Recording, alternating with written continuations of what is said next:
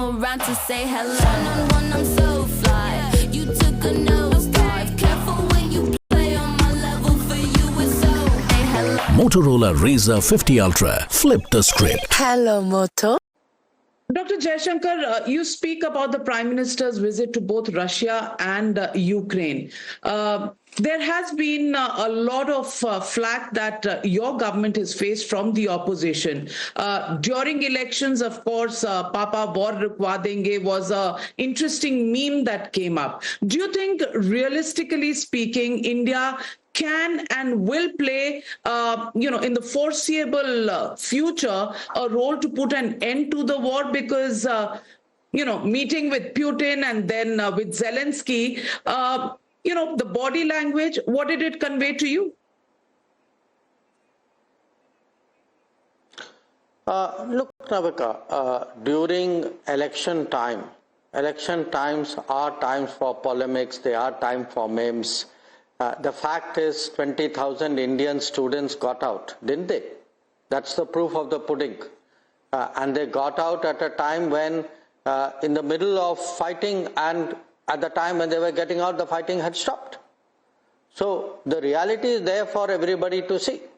Now, it was never anybody's claim that we stopped the war forever. It was our claim that for the evacuation of our students, we were able to get something exceptional done. So let's get the facts straight on that. Regarding the current situation, look, the Prime Minister went to Russia. He had a very long conversation with President Putin, and thereafter he made this trip, which, by the way, was the first ever trip of any Indian Prime Minister to Ukraine. Now, he had a long discussion, detailed discussion with President Zelensky. I was there myself with him, assisting him in that regard. And again, my sense is, we have not gone there with a peace plan, but we have gone there to express the global sentiment that this war is hurting everybody, including the two parties who are fighting the war, and that there is a global desire for this conflict to stop. And if we can do something which, you cannot be fatalistic in such a situation and say somebody else will take care of it, or it will keep carrying on till, everybody gets exhausted. That's also one way of looking at it, I guess. That's not the way we want to look at it.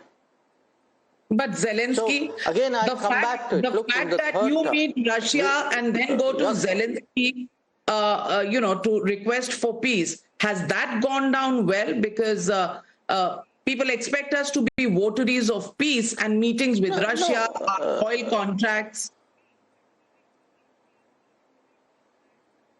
No, I think, look, you got to get your basics here right. We went to Russia because we have a relationship with Russia. We went to Ukraine because we have a relationship with Ukraine. So, and look, at the end of the day, what does it come down to? It comes down to national development. It comes down to global peace. I mean, we are doing something which is obviously good for us, but it's also something the world wants. So I can assure you, our conversations with Ukraine were very constructive, and it is something which we intend to take forward, and I think they would like us to take it forward. Dr. Jaishankar. So, but the third term, I again come back to it. Yeah. Please go. Look, the third term is a term where we are looking for an external environment which is helpful for national development. There is a big economic developmental agenda for the third term. You can already see it unfolding in the first 100 days. There was a lot of interest. I was in Germany and in Singapore, two countries which are deeply involved with the Indian economy, also in the Gulf, in UAE, Qatar and Saudi Arabia.